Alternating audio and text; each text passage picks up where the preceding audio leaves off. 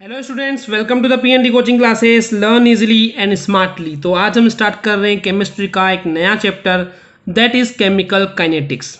Okay, तो चलिए समझते हैं इसका इंट्रोडक्शन पार्ट की क्या है, इस चैप्टर को पढ़ने की क्यों जरूरत पड़ी, क्या रीजन है, केमिकल काइनेटिक्स का मीनिंग क्या है। चलिए समझते हैं one by one. So basically chemistry की एक ऐसी ब्रांच जिसके अंदर हम रेट ऑफ रिएक्शन यानी कि वेलोसिटी की बात करने वाले हैं एंड उसके मैकेनिज्म की बात करने वाले हैं, उसकी स्टडी करने वाले हैं, उसको हम बोलते हैं केमिकल काइनेटिक्स।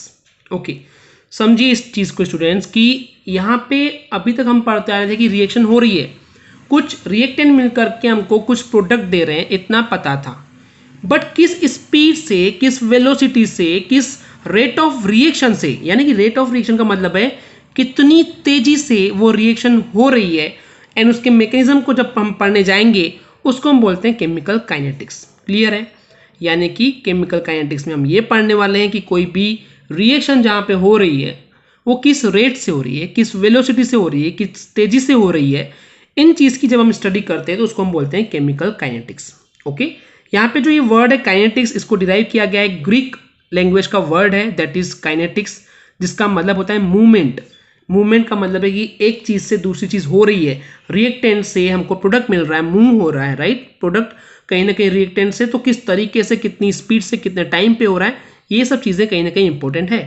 ओके, एक्चुअली क्या होता है केमिकल रिएक्शंस में, जो रिएक्टिव स्पेसीज होती है यानी कि जो रिएक्टेंट होते हैं वो मूव करते हैं, कोलाइड करते हैं, आपस में जुड़ करके कुछ प्रोडक्ट बनाते हैं, राइट स्टूडेंट्स। तो इस यूनिट में ओके यानी कि इस चैप्टर में हम ये बात करने वाले हैं, ये डिस्कस करेंगे कि ये जो रेट ऑफ रिएक्शन है, जिस स्पीड से ये हो रहा है, किस स्पीड से हो रहा है। पहली बात तो ये हम बात करेंगे रेट ऑफ रिएक्शन की, एंड ऐसे कौन कौन से फैक्टर हैं जो कि अफेक्ट करते हैं इस रेट ऑफ रिएक्शन को। ओके, जैसे कि अब कौन कौन से फैक्टर हो सकते हैं, कॉन्सेंट्रेशन हो गया, टेम्परेचर हो गया, कैटलिस्ट हो गया, इस टाइप से और कौन कौन से फैक्टर्स हैं जो कि रेट ऑफ रिएक्शन को अफेक्ट कर सकते हैं। ओके, तो अगर मैं यहाँ पे नॉर्मल बेसिस की बात करूँ कि जो सारी केमिकल रिएक्शंस हैं उनको जनरली डिवाइड किया गया है तीन मेन ग्रुप्स के अंदर as per the rate of reaction. चलिए देखते हैं तीनों चीज क्या है। सबसे पहली केमिकल रिएक्शन है that is very slow reaction. नाम से क्लियर है, बहुत स्लो होती है। ओके स्टूडेंट्स, यानी कि यहाँ डिफाइन किया गया कि ऐसी रिएक्शंस जो कि प्रोसीड करती है ओके बहुत ज़्यादा स्लोली, एंड ये कई बार कई दिन ले लेती है, कई महीने ले लेती है, इवन कई बार कई साल तक ले लेती है कंप्लीट होने के लिए, इसलिए इसको बोला गया है वेरी स्लो रिएक्शन। अगर मैं एग्जांपल की बात करूं कि आयरन की रस्टिंग, लोहे का जो जंग लगता है, जो रस्टिंग होती है वो ऐसे तुरंत नहीं होती है, बहुत दिनों के बाद, कई बार कई महीनों के बाद एंड कई बार कई सालों के बाद हमको दिखता है कि जो आयरन था हमारे पास वो रस्ट हो गया है। ओके, तो ये हो गया वेरी स्लो रिएक्शन। सेकेंड होती है वेरी फास्ट रिएक्शन, यानी कि ऐसी रिएक्शन जो कि बहुत ही रैपिडली यानी कि बहुत तेजी से हो जाती है। ओके, एग्जाम्पल के तौर पर अगर मैं बात करूं, जब मैं एक सिल्वर नाइट्रेट को AgNO3 के सॉल्यूशन को मिक्स कर रहा हूँ NaCl के सॉल्यूशन के साथ, सोडियम क्लोराइड के सॉल्यूशन के साथ, तो उस केस में हमको जो प्रेसिपिटेट मिलता है वो होता है सिल्वर क्लोराइड का, और वो बहुत तुरंत एकदम जल्दी से बन जाता है, आपने मिलाया नहीं कि तुरंत बन जाता है। ओके, तो ये रिएक्शन बहुत ज़्यादा फास्ट होती है। इवन ये कितना टाइम लेती है अगर मैं बोलूँ तो 10⁻⁻14 से लेकर के 10⁻⁻12 सेकेंड, यानी कि देख रहे हैं सेकेंड का भी इतना छोटे हिस्से में इतनी फास्ट हो जाती है, इसलिए इसको क्या बोला गया है, फास्ट रिएक्शंस। इसके एग्जांपल्स लिए हैं ओके, जैसे कि AgNO3 को NaCl से रिएक्शन करवा रहे हैं तो AgCl मिलता है एंड सिंपली क्या होता है दैट इज NaNO3 मिलता है। ओके, सेकेंड एग्जांपल है BaCl2 को जब हम H2SO4 के साथ मिलाते हैं तो हमको BaSO4 मिलता है एंड HCl मिलता है। ऐसे ही एक और एग्जांपल है NaOH को जब हम मिलाएंगे HCl के साथ तो हमको NaCl एंड H2 मिलता है। एंड ये सारी रिएक्शन जो है बहुत ज़्यादा फास्ट रिएक्शन है, बहुत कम टाइम पे होती है, जस्ट आपने जैसे कंबाइन किए एंड आपको तुरंत प्रोडक्ट मिल जाता है। ओके, थर्ड टाइप जो है वो है मॉडरेट या फिर नॉर्मल रिएक्शन। नाम से क्लियर है स्टूडेंट्स, मॉडरेट यानी कि मीडियम स्पीड पे चलेगा। ओके, नॉर्मल रिएक्शन जिसको हम बोल सकते हैं। सो ऐसी रिएक्शन जो कि मॉडरेट स्पीड यानी कि मीडियम स्पीड से होती है, ना तो बहुत फास्ट ना ही बहुत स्लो, इसको हम बोलते हैं मॉडरेट रिएक्शन। ओके, या फिर नॉर्मल रिएक्शन। चलिए इसके कुछ एग्जांपल्स देखते हैं स्पेसिफिक। तो सबसे पहला एग्जांपल है कि हाइड्रोलिसिस ऑफ एस्टर। एस्टर यानी कि जो ईथर के प्रोडक्ट होते हैं, राइट। तो बेसिकली जो यहाँ पे एस्टर का जो हाइड्रोलिसिस होता है, जैसे कि हम यहाँ पे इथाइल एसीटेट ले रहे हैं, ये एक एस्टर है, जैसे कि CH3COO C2H5 एंड इसको हम यहाँ पे हाइड्रोलिसिस करवा रहे हैं, यानी कि H2 से जब रिएक्शन करवाएंगे, मीडियम यहाँ पे एसिडिक मीडियम होगा। ओके, तो यहाँ पे क्या होगा, एक H यहाँ से निकल के CH3COO से ज्वाइंट होकर के CH3COOH यानी कि एसिडिक एसिड देगा। ओके, अब क्या बच गया यहाँ पे C2H5 एंड यहाँ पे एक OH बचा हुआ है, तो C2H5OH यानी कि इथाइल एल्कोहल देगा। ये एक नॉर्मल रिएक्शन है।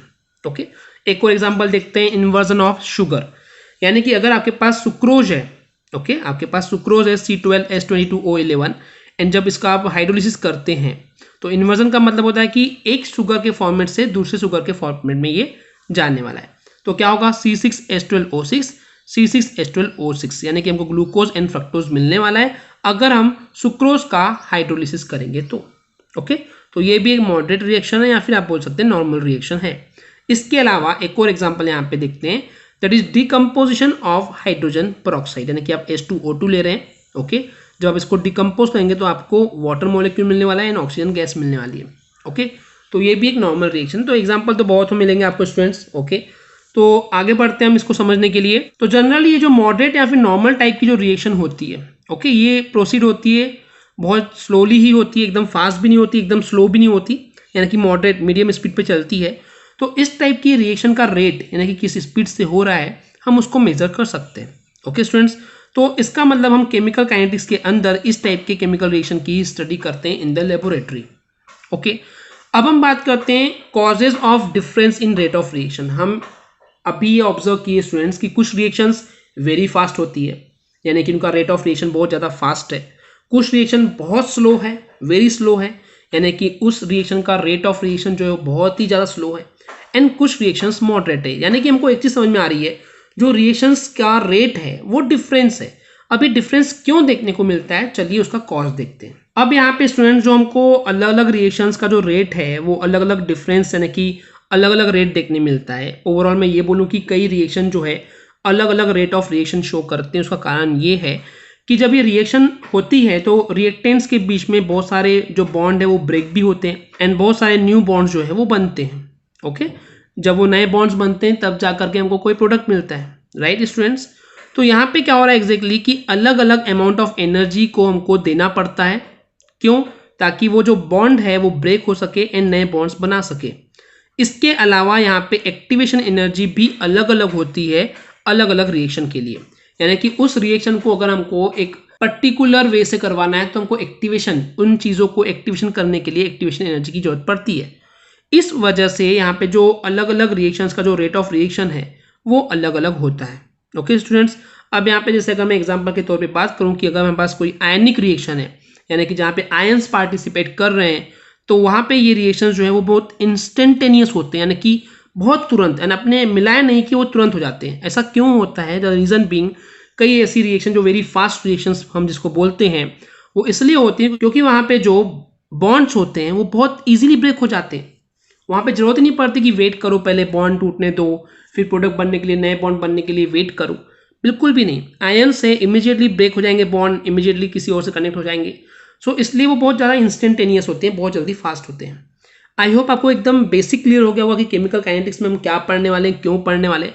तो ओवरऑल मैं अगर इन समरी आपको बोलना चाहूँगा स्टूडेंट्स कि हम केमिकल काइनेटिक्स में सिंपली रेट ऑफ रिएक्शन को पढ़ने वाले हैं कि वो रिएक्शन कितने टाइम में, कितनी स्पीड से, कितनी तेजी से हो रही है। ओके, आई होप आपको क्लियर हो गया होगा। अगर आपको हमारी वीडियो से कुछ भी सीखने मिला या नॉलेज मिला तो प्लीज़ हमारे चैनल को सब्सक्राइब कीजिए एंड वीडियो को लाइक ज़रूर करें। आज के लिए इतना ही, थैंक यू।